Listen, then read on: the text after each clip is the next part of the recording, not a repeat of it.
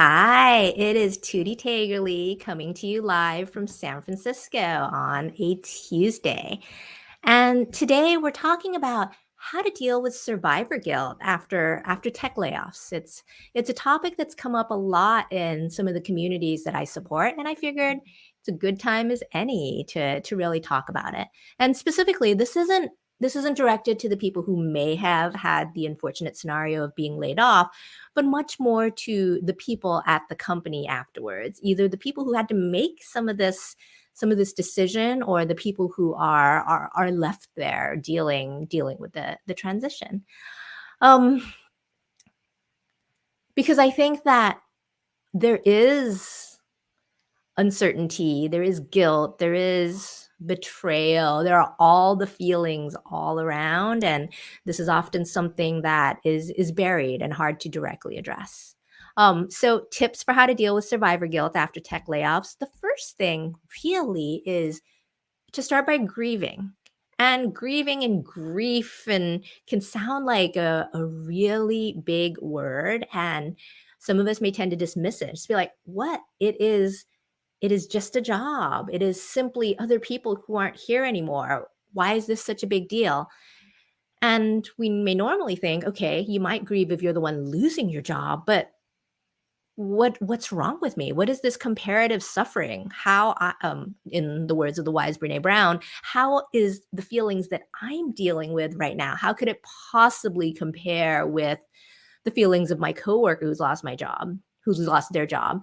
And you even go to the extreme of the recent trend of crying CEOs on LinkedIn posting their beautiful teardrops saying that it is really, really hard to fire people, which, yes, I understand and believe and completely understand that this is true. And maybe that's not the best to take up that space on social media right now. But that said, I think the point of how to deal with some survivor guilt is to acknowledge that it's okay to grieve when you're not the one who was laid off, because there are feelings of loss of relationships, loss of your teammates, loss of a belief in leadership, loss of optimism in the direction the company's headed. All of that is gone, and the loss of it can be mourned. And really, the 5 stages of grief, from denial to anger to bargaining, depression, acceptance, all of that makes sense in this transition period.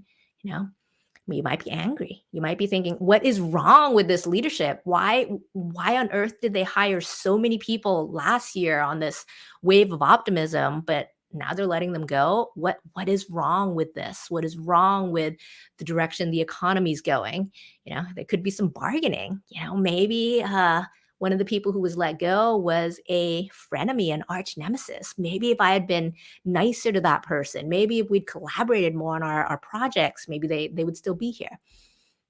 So it's okay to grieve. It's okay to acknowledge that something is lost, like the company you envision and your identity of working at this company is completely shifted, and that's okay. So start by grieving. Second thing to think about is that it's gonna be uncertain right now because the organization is gonna scramble to find new people to do things, new roles. However, the place needs to be reshaped because there's fewer people around. So you might have a transition period. You might be in the uncomfortable scenario where if you're an international company, some of your US-based colleagues may leave immediately, but because of other laws in certain other countries, whether it's garden leave or something else, there's a transition period where your colleagues who are laid off are going to be around for a month or two. And this is a real period of uncertainty because you don't quite know who's going to be around, who's going to do what, and it can really drag you down. So really know and prepare that it's going to be some months of uncertainty and ambiguity and before you can rebuild, and it can feel really hard because you might have to work harder in the short term because some of these people are gone.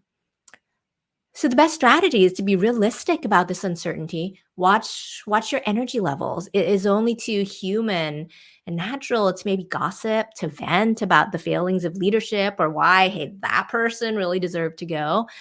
Um, it can be really satisfying, but watch and see if that level of conversation drags your energy down. Instead, you can focus on what might be the gift in this scenario.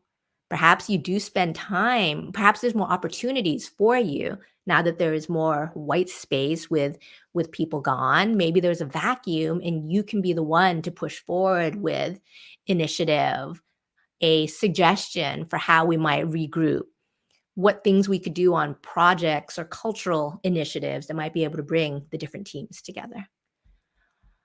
And then finally, really support your colleagues who have been laid off. Reach out to check in on them. You can still continue and maintain this relationship with the people you really trust and value, separate from your loose bonds of having worked at the same company. Just check in and see how they're doing. Help them if they're in an active job search. Help them look over their resume. Help them by making intros to other people in their network, writing references or recommendations for them on LinkedIn. Um, and then a second hidden benefit of this is as you activate your network to help your former colleagues, it also helps you stay current and reconnecting with the people in your network because you never know what might happen. There is no real sense of long term job security. So it's good for you to start reaching out on behalf of your former colleagues, and that might be some insurance investment for you in the future as well. All right, this is it for today. How to deal with survivor guilt after tech layoffs, focusing on 3 points. You can start by grieving. It's okay to grieve, even though you're not the one laid off.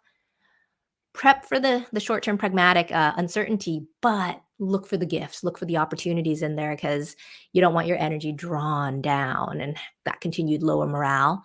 And then finally, give back, support, and help your former colleagues that have been laid off. All right, that's it for today. I'll be back soon for another live.